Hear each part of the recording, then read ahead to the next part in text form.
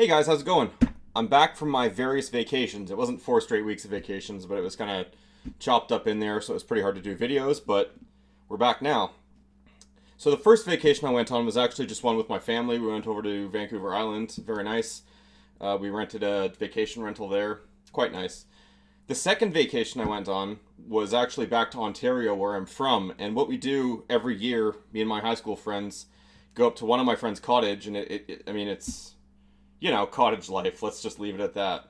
Anyways, shortly before we went up, I actually thought that I should make some kind of commemorative gift because it's like the 10th year we've been doing it, and a few people sort of made things or brought things up. So I decided I was going to make everyone a bottle opener. So I started out by designing it out in SolidWorks, and then I printed a few of the variations, just to see how they looked, check them for hand feel, I guess. I eventually settled on this shape. It's kind of a miniature bottle opener. I didn't want to do anything too big just because the material gets expensive. There were 23 of them to make, so yeah, something small like this works pretty well. This is obviously just the 3D printed version. That colored in spot is actually a recess that I put a wood inlay in. From here, I guess what I decided to do was make it out of stainless steel. Don't know why, maybe because I hate end mills or hate myself or something.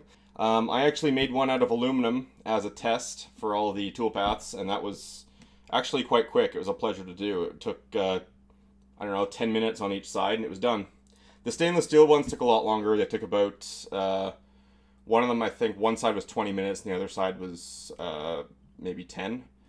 What really killed me was the sort of small features in here. So when I'm doing the pocket, I'd use a little 1/8" end mill to get in this middle section. So, in hindsight, I would probably try not to go any smaller than 3/16 of an inch.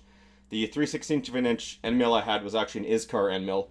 Worked super well. I could actually slot through it 1 millimeter deep, which I was quite impressed with. Yeah, I basically bought a 4-foot long bar of 1" by 1/2" stainless steel and cut it up into little 4-inch sections. So yeah, 10 millimeters thick, 1/2" stock, so I could grip it on the very bottom, and I could do the main contour around the outside, and also the first pocket here.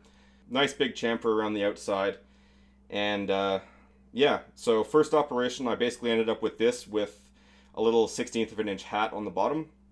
Second operation was to make some soft jaws, flip it around and face it off and do the other side of the pocket. So it's a fairly straightforward part. It's just 2 operations. And all in all, I think it went pretty well. As many of you may know, I use the shop from my work to do a lot of this stuff, and in terms of using their end mills to make all these stainless steel bottle openers for my drunk friends, it, didn't seem right, and I'm sure it wouldn't have been right, so I said I would use my own end mills, but what I actually did was I went to the scrap end mill bin, and I just made sure they were scrap. I have this belief that no end mill is entitled to a soft retirement, so yeah, I finished off some of those end mills.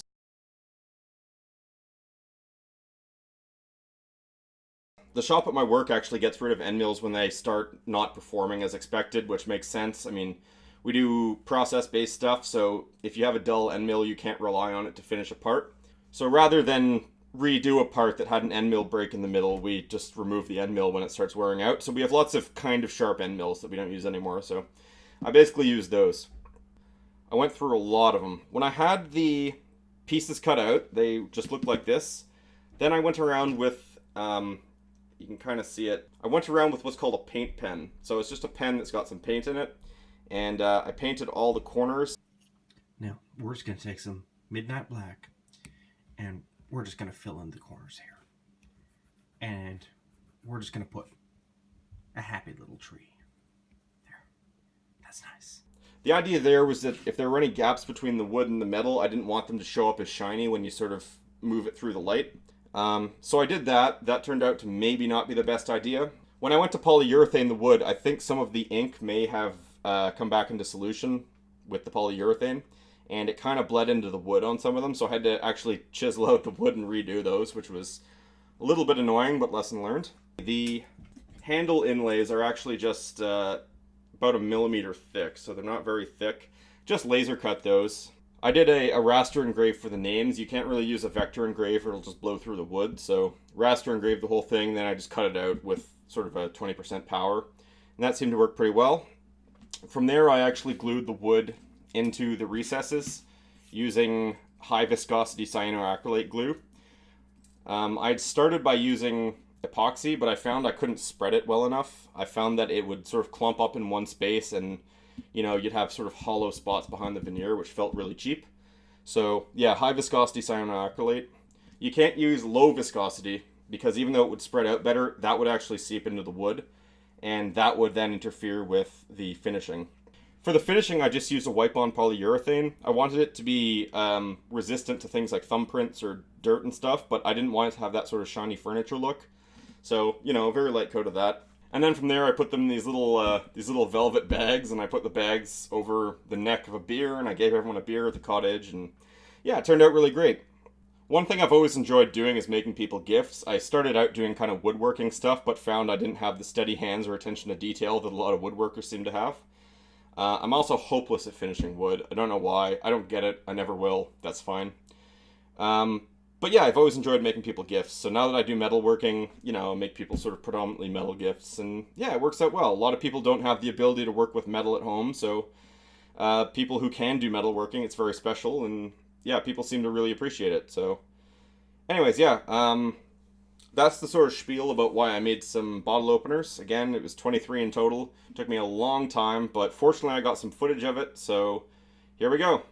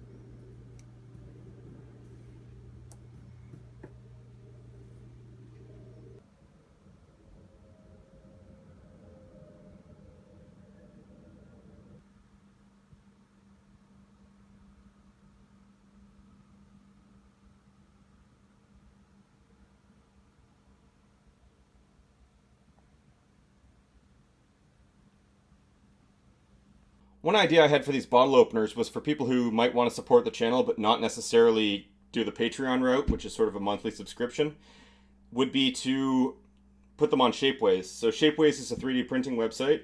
They 3D print on all crazy different kinds of materials like silver and gold and platinum and all that. But the idea is that someone who comes up with a design puts it on Shapeways, then they put a markup on it. So I'd put like, I don't know, $5 or $10 or something.